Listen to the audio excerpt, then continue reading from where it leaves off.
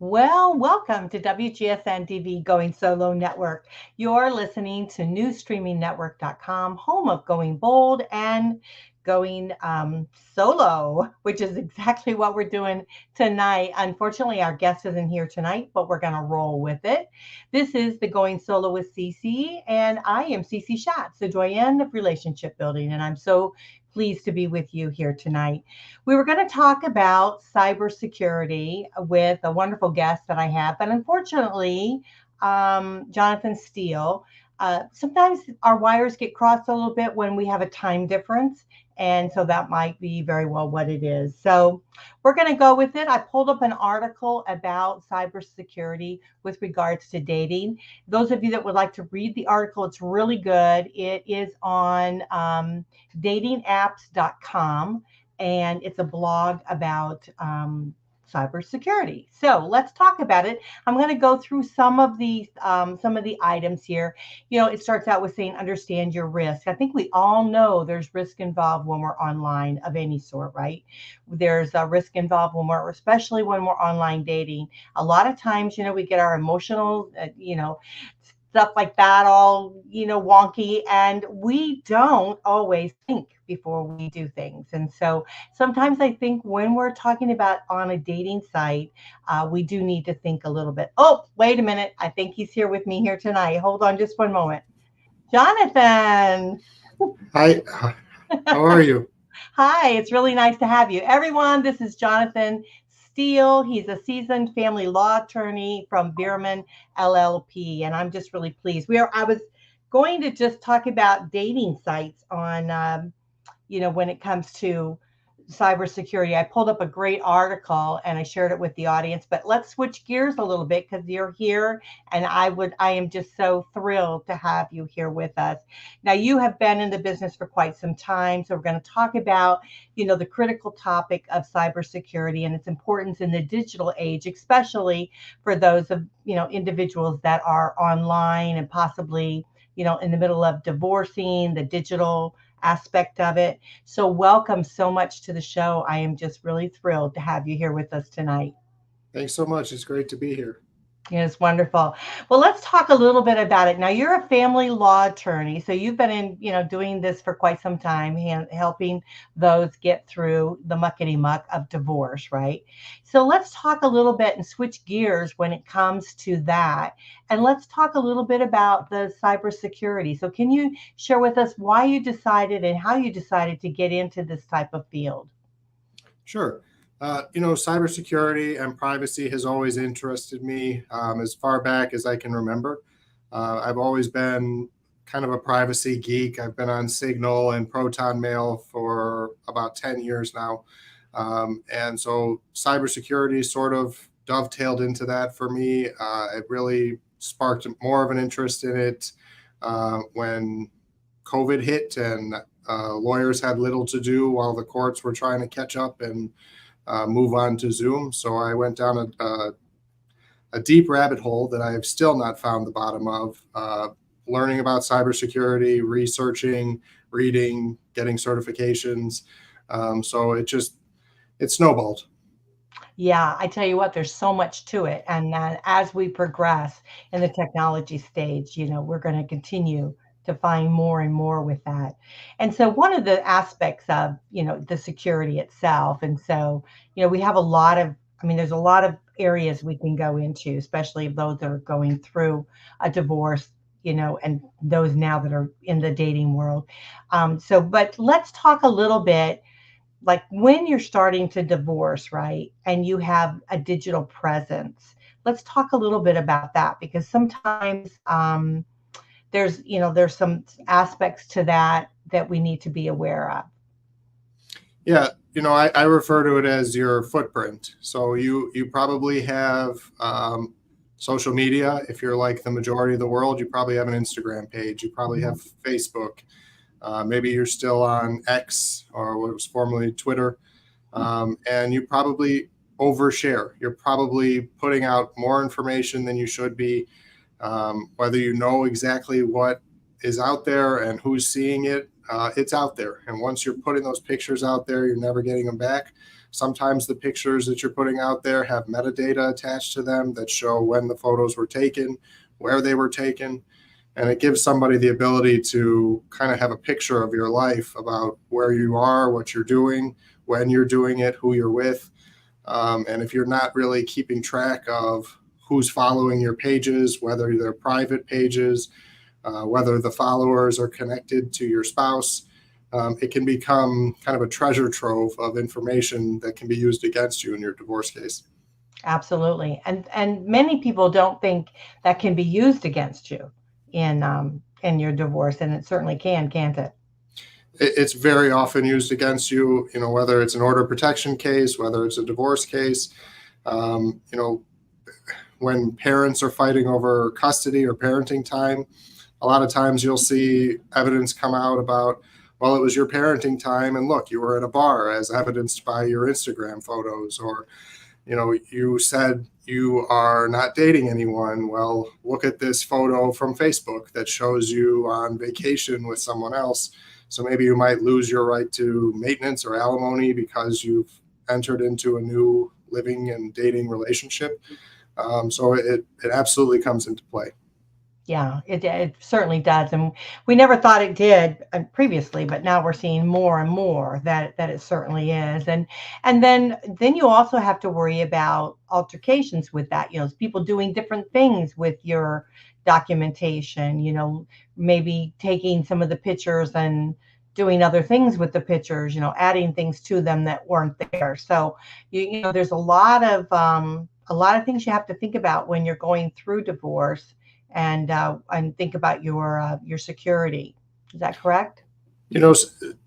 While you were talking there, you mentioned something that I have not seen happen, but is a real concern. And it's that maybe your spouse has access to your Instagram page, and maybe they start putting pictures on your Instagram to set you up, to make it look like you were at a bar, to make it look like you were doing something you weren't. And so, if you don't have your privacy settings or your security settings tightened to the point where you can keep your spouse out of your account, you're sort of waiting for that to happen. So that's a good point. Yeah, absolutely. So I guess that's something to keep in mind. So I guess that's probably one of our tips is like, let's lock down our passwords. Let's go in and change all your passwords to everything, making sure that nothing is going to be accessible to anyone else but yourself. And then of course, posting things you want to, I always say right away, my divorce support group, get off their Facebook page, unfriend them. Not that you're trying to be mean or anything, but if you guys are getting a divorce, you're now going to be separated. So there's no reason that you should see their things nor they see your things. So you want to unfriend and start creating that division. But the reality is you really need to not post anything you don't want anybody to see, right? Yeah, I mean, I tell clients sometimes, while the case is pending, just get off social media. Mm-hmm. And you would think that I was asking them for a limb, because nowadays it's like it's an integral part of your life. Instagram and the endless scrolling that comes with it. But if you have 1,000 followers, you may unfollow or you may unfriend your spouse, but you may forget that someone is like a mutual friend and they're feeding your information to your spouse. So unless you really have a good grasp on who all of your followers are, you may inadvertently be sharing information with your spouse. Absolutely. I've had friends actually contact me and ask me, can I unfriend such and such, because they're actually going through me to be able to see what they're doing. So either I unfriend them, or I'll say, okay, I'll unfriend both of you. So then that way, we'll still be friends, but I'm going to unfriend both of you. So that way it's like equal, that kind of thing. And so I have had that happen where you've been able to go in through somebody else's, or somebody else is spying on you and relaying information, which you don't necessarily want. Let's talk about the security part of it, because we have a lot of individuals that, worry about stalking and, various things like that. So what would you say with regards to that? The metadata there is a concern also. I think Instagram now does a better job of scrubbing metadata before images get posted. But you want to be careful about where you're posting your photos. It's always safer to, if you're on vacation, maybe wait until you get back home before you upload a big batch of photos to Facebook. It doesn't need to be live. All of your followers can wait a week or two before they see all the fun photos that you took at the pool. It's a security problem if you're posting live. If somebody's following you and they see you're posting from the beach in Mexico, well, then they know your house is unattended. And any information that you're giving to someone that has an interest in your whereabouts, you're helping them to stalk. And so if you can cut that off, if you can misdirect them by posting after the fact, you're doing yourself a service there. Yeah, I think that's important to all of us. We should take heed on that, because if we're posting when we're away, someone knows we're not at home and they could easily break into your house or do whatever. So you want to definitely, you want to be, really wary of things like that happening. Now let's talk a little bit about cell phones, because cell phones can also be, we can be traced. They can put things in our cell phone that we can be traced and tracked and stuff like that. So what would you say with regards to that? There's a couple things. One, if you have an iPhone, which a lot of people nowadays have, there's a feature in your settings that's called Safety Check. And it's made for domestic violence victims. It's made for an abusive kind of relationship. And it just, in an Apple-friendly way, it walks you through the process of seeing what permissions you've given and to who, and allows you to real easily and really quickly revoke permissions that you don't want to exist anymore. You can see who you've shared photos with, who you've shared location access with, what apps you've shared your microphone with, your speaker, your dictation. It walks you through it in a really easy to digest way so that you can figure out, do I somehow still have ties to my spouse or a boyfriend or someone that I no longer want to have access to all of these things? And then, if you want to get more into the nitty gritty, you can go into your privacy settings and look just app by app what you've given access to for your location settings. And those are important. There's frequent locations on your device that it can tell you where you spend a lot of time. You may have just sort of clicked through and said yes, yes, yes when you were downloading apps because it was the quick solution, but maybe your app for your grill doesn't need to know your location. Maybe apps for Candy Crush or Angry Bird, maybe they don't need microphone access. You can sort of curtail really what needs to have access to what, and it makes sense to take the time to go through and do that. Yeah, I think that's so important. And I will share with the audience is that I, had broken up with someone and didn't realize it, but I was wondering why the person always knew where I was and had put something on my phone, had done something to my phone that I didn't realize. And so when I went to go in there someone said, you better go in and look in your settings and look at your stuff. And sure enough, I found that I was being tracked. So you don't know what that other person is maybe capable of doing in a time of maybe getting angry at you or whatever. So, it was kind of stupid because I never did anything, was any interest to it. But but it was still an invasion to my privacy. So so definitely you want to make sure you do those things. Is there anything else you can think of that we need to probably think about when we're thinking about security? I think it's important, all the steps that you take for yourself, to take them for your kids also. Kids they're vulnerable, right? So if you have an 8-year-old that you trust with a cell phone, you need to look at their privacy settings. You need to look at their security settings and see, have they inadvertently shared their location access? Are they posting things that have their location? And be cautious about what you're posting to social media as it relates to your kids. I see a lot of high-profile divorces where the children could be ransom targets. And so protecting them is vital. And so if you are taking the steps to protect your own devices, it's as important, if not more so, to make sure your kids' devices are protected and put some parental controls around them so that they can't unprotect themselves knowingly or unknowingly. So what do you say when you're getting a divorce and your kids, your kids have the phone, right? And so if they're being tracked by one parent versus the other parent, or what, I mean, what do you do about that? How do you come to some sort of meeting of the minds on that? It's tough. When you talked earlier about mutual friends sharing information through social media, I've seen cases where the child will be feeding information from mom's social media to dad, or vice versa. And your kids are the last people that you're going to think about. I need to unfriend my child so that they're not, leaking my information to my opponent in my divorce case. Mm-hmm. So it's a tricky thing with kids. There's not a real good answer to it. You do the best you can with them. Sometimes when you're ironing out a divorce decree, you can try to spell out certain provisions and things where you say that you can't have location sharing when you're with the other parent. Maybe you have 2 different phones or 2 different devices for different households. And then you just try to monitor it as best you can. If it may feel like you're invading the privacy of your child by monitoring and seeing what they're doing on their devices, but you probably have an obligation as their parent to do that. So just Right. keeping tabs on it is important.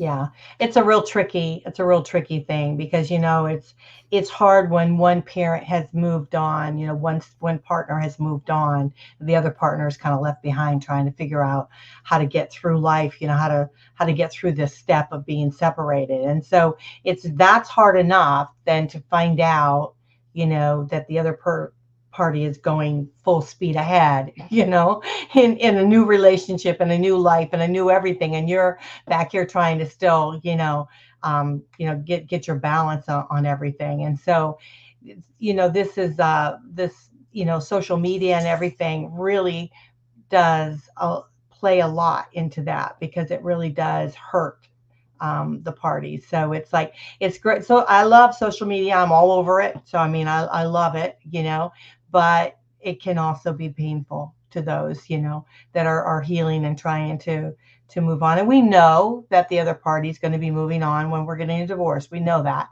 it still hurts us.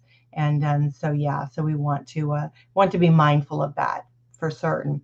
But security is a big question here. And so what else can we think about? Like we talked about cell phones, we talked about social media.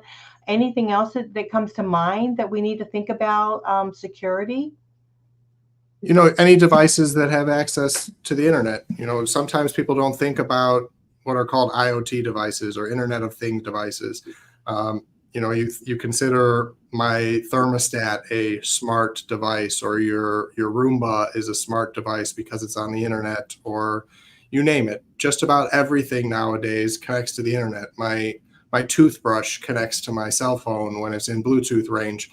And every one of those devices that has access to the internet is a potential vulnerability. If it's always on the internet and it's sharing a Wi-Fi with your computer and sharing a Wi-Fi with your cell phone, and it's not patched and kept up to date, it's a vulnerability. So you have to really be mindful of all of the different devices that you're buying, whether they're from Amazon or wherever, and what you're giving them access to, and whether they're sharing a Wi-Fi network with your other devices. One way of trying to isolate that is a lot of Wi-Fi systems give you the ability to set up a guest network.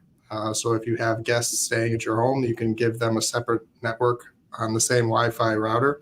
Mm-hmm. And you can use that guest network for your Nest thermostat and for your Roomba and your Mm-hmm. toothbrush and your refrigerator and things that are a little bit vulnerable, and have a separate network specifically for your cell phone and your computer and devices that are a little bit more important and that you trust a little bit more. Yeah, I certainly understand that. It's crazy. I mean, I worry a lot about cameras because, I'm in the, doing this recording and stuff like that. So I have various different cameras, right? And so then I'm thinking, sometimes when I'm in the room and I'm not doing something, I'm not on air, I always wonder, oh, can someone tap into that camera? So that kind of freaks me out a little bit to think about those kind of things. So what would you say with regards to like cameras and stuff? Anytime you've seen Mark Zuckerberg or people that are in the know on TV and that you see their computers in the background, they have a piece of tape over their camera. They have a sticky note over it. They have some sort of thing that's blocking their camera, and it's probably for a good reason. Macs are pretty good about it. There's usually a little green light by the camera that gives you Mhm. notice if the camera's active. But not all computers are like that, and it's hard to just blindly trust that. It's much easier to trust a piece of tape, to trust a post-it note, to unplug your camera when you're not using it, to use a manual shutter that opens and closes, so you have some peace of mind that there's a physical barrier between you and the camera. But it's certainly a big concern, cameras. And if you travel and you're staying in an Airbnb, that's a hot topic right now. They recently banned interior cameras in Airbnbs, but whether or not everybody's abiding by that remains to be seen. Yeah, So yeah. That to me, that would be very scary to stay in a place and then think they filmed you while you're in there and you have no idea that they've done that. Because some of these cameras are so small, you don't even know they're there. It's crazy, absolutely crazy. So yeah, I keep something over my camera, so I will tell you that because I am a little paranoid about it. But on the other thing is let's because we have those baby monitors, right? Those baby, you hear about that all the time with the baby monitor. Somebody hacking into a baby monitor. So how would you protect a baby monitor? that's one of the scariest hacks that I've heard about. Maybe it's just because I've got small kids and I've got Mhm. cameras in their rooms. But when I read those stories, it's alarming because it's not even just somebody watching. You always hear they end up talking to the child through the camera, and it's like bone chilling. It's very scary. Um, and there's some things you can do to make that safer. But I come back to something my pediatrician told me when we had our firstborn, which was unless you're living in like a 10,000 square foot home, you're going to hear your child when they cry in the middle of the night. Do you really need that camera? When you were growing up, did you have a camera when you were a baby? And the answer is no, that wasn't a thing. I mean, there were like the audio monitors, but were those even necessary? Maybe not. But for the parents that want the cameras, and I'm one of them, you want that peace of mind and knowing my child's still breathing, they're okay in their cribs. You do the best you can. You buy a camera from a reputable company, from a company that hasn't had public data breaches, and you use unique passwords. You use two-factor authentication for the accounts. To the extent it's possible, you keep it local only and not connected to the internet. And some companies are better than others. I would Mhm. recommend the company Nanit, Nanit, I think does a good job with security. It offers two-factor authentication. It has the ability to be local only. Um, but it's one of those things where you can only be reasonably secure. You can't be 100%, and you do the best you can. Yeah. Yeah, maybe just use it when you need to use it. If you feel like a really need. I mean, because some children, they've had health concerns or whatever, and so it does give you that sense of security to be able to hear them and see them. So yeah, so I totally understand that. So when we're talking about this, what you bring up is passwords, right? So how often should we change our passwords? You know that has changed over time. It used to be recommended to regularly change your password. Nowadays, it's not necessarily considered best practice to do that for a variety of different reasons, password fatigue, and if you had a good one to begin with, why do you need to change it? I think Mhm. it's more important that you have a unique password for every account and that it's randomly generated. So get a password manager. dozens of them out there. There's a lot of good ones that are reputable and trustworthy. Let those generate your passwords, because they're going to be able to do a much better job than what you can think of, no matter how many creative at symbols or exclamation points you put in your animal's name. It's just not random. And so, pass phrases are good sometimes. They're easier to remember as opposed to a password. It's just a series of words strung together, maybe with some characters in there. But you don't necessarily need to change them that often. It's more important to have a unique password for each account, so that if one account is breached, it's not just a global vulnerable attack surface where all your accounts are breached. Right. It drives me nuts, the passwords, right? And then, Google and everything, it's like it doesn't, you have to change this and then you got to change everything. And it just drives you absolutely mad. But it's the world we live in. But what about this face recognition, right? I have a couple things where I did the face recognition. Now I go and do it and they say they don't recognize my face. And it's like, what? I mean, I'm the only person with this face. So so what do you say about that? I think it's a trade-off of convenience for security. I have a 20-something character password on my phone. And so to type that in 100 times a day would be wildly inconvenient. So I accept a little bit of a trade-off for my face to be scanned. And Apple does a good job with Face ID. It's pretty good about being able to recognize, are you actually looking at the camera? So somebody's not just using, your face when you're sleeping, or using true depth so that they can't just use a photo of your face. But to your point, there are times when it doesn't recognize me, whether I'm wearing, during COVID, when I was wearing a mask, sometimes it struggled. If I wear certain sunglasses that have a dark tint, it struggles. I live in Chicago where the winters are freezing. And so sometimes I have to wear a hat or like a mask or, whatever, and it struggles. And it's a trade-off, but it's certainly easier than typing in a long password. Yeah, I just must look very different without makeup. So I don't know, but it's like, oh no, it doesn't know who I am now. But yeah, that was pretty crazy. So let's talk a little bit about, because I want to make sure that we talk about this, because those that are getting divorced, let's talk a little bit about like your your digital information, your digital stuff, right?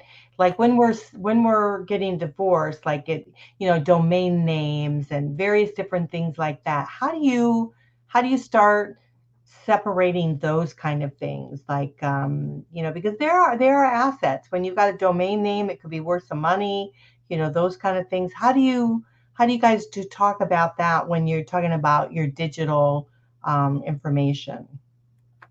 I have not personally seen a domain name allocated in a divorce, but I think it's an asset like anything else. If there's some goodwill associated with the domain name and it's attributable to a business, I don't see why it wouldn't be allocated like any other asset. But there are certainly other digital assets that get allocated. A lot of times you might have digital photo albums that you both want to keep copies of. And so I've seen people fight about, I want the family albums or I want copies of them. And if they're in the possession of one spouse or the other, sometimes you have to fight with them to get access to them. And so, there are certainly digital rights that come with photos or, messages or things that you want to retain as a result of your divorce. But a domain name is no different. I think that certainly if you've built up a business, it's hard to just switch to a new domain name and start from scratch. So that would be an asset like anything else. Right. Yeah, I know some individuals buy a bunch of domain names that they think are, hot, and that somebody's going to want them, and then they can turn around and sell them. So they sit on them for a little bit, and then they turn around and try to sell them. So so there is some value in those type of things. So I guess if you're getting a divorce, if you purchase those together, then it would be something that you would need to divide up. So that's very interesting. So anything that we haven't talked about tonight that we need to talk about? Because I will tell you, this is out of my realm. I mean, cybersecurity and all of that. I know I'm probably doing everything wrong, Jonathan. So is there anything else that you might suggest for us? You do little things that go a long way. You Mhm. do a lot of the little things seem like they're going to cause a lot of friction. I don't want to have a longer password. I don't want to use two-factor authentication. It's annoying to me. But you have to think about the gains that come with them, and they're oftentimes worth the trade-off. The risk of trying to repair after the fact is way outweighs the convenience factor of having to type in an extra password or having to wait for the text message to your phone to get a two-factor authentication code. If you wait until after the fact, if you wait until your account is breached or you're hacked, it's too late. Once your information is out there, once your social security number gets leaked or your personal data is out there, it's too late. You can never get it back. And so, the saying, an ounce of prevention is worth a pound of a cure, is very applicable to cybersecurity. So, and you don't need to, it's not a light switch. You don't need to one day just be completely secure and completely private. It's a gradient. So you do the best you can, you improve a little bit over time, and you keep making improvements, and it ends up being worth it. So it's worth the trade-off. Right. Yeah, I totally agree with that. Now, I know that a lot of our listeners are going into the dating arena, right? And they're doing like online dating. And I know there's various different tips that you can, give with regards to their security. One I've always said is if you're on a dating site, let that dating site protect you, stay on the site. A lot of scammers will want to get you off the site as quickly as possible, right? Because they want to scam you. And so you want to keep your personal information, held tight and not give out that. Another thing I've often said is don't give out your phone number. Use a Google phone number. Get a phone number and through Google, and you can use that. So you've got that as a way of a little bit of protection, and you also have a copy of everything. So if they call you or whatever, you have you have that registered on your email. So that's a good thing. Any other ideas and suggestions, like with regards to like dating? Yeah, there's a couple apps that I think it's worth looking into. There's one called Cloaked, and there's one called MySudo. They do a similar feature set, and to demonstrate what they do, MySudo, for instance, you can create a pseudo identity. You can create an email address and a phone number and a name, and it's all associated with one compartmentalized person. And so you can interact with somebody that you've met on a dating site. They can have that email address, they can have that phone number. And then if things go south and they're sending you too many messages, you don't like them anymore, you don't want to talk to them, you can just burn that pseudo identity, start from scratch, and then they don't have your contact information anymore. They don't have a real contact for you to begin with. And so starting over is very easy. It's much, it's not that dissimilar from Google Voice, but it's more compartmentalized in that you have a phone number, you have an email, you can have credit card numbers associated with your pseudo identity. And Cloaked does something similar. It gives you the option of more phone numbers than MySudo. MySudo on the high end, I think you can have 9 different phone numbers, emails, and Cloaked ostensibly is an unlimited pool of phone numbers, which is an interesting concept. You can have a different phone number for every service and app you sign up for. So I would use one of those if I was going into the dating scene. Yeah, that's a little scary because even those that want to scam you can use that. You know what I mean? And so it's like, wow, yeah. So that's a little bit scary. But there's nothing wrong with trying to protect yourself. And I think that those out there, if you say this is what I'm doing, they have to respect that or move on. It's one of those things. But I know that for me, once I'm into, starting to talk with them and possibly a relationship for them, I do, a check on them, background check. And so what would you say with regards to a background check? Be cautious. It's easy. It's easy to do a background check. You can go on, pay $2 and get somebody's criminal history. And there's not necessarily anything wrong with that. Some of the background check services are dicey. So I would use something that's reputable, and try to avoid an overreaching background check where you're going a little bit above and beyond what information you need to see if you're safe. But I think if you're talking about your personal safety, take all the precautions that you can. And can some of the evildoers use the same tools you're using to protect yourself? Of course. Like any tool, it has good uses and bad uses. It's just a matter of who's using them. So could my pseudo or cloaked be used for a nefarious purpose? You bet. Yeah, which is a shame, but yeah.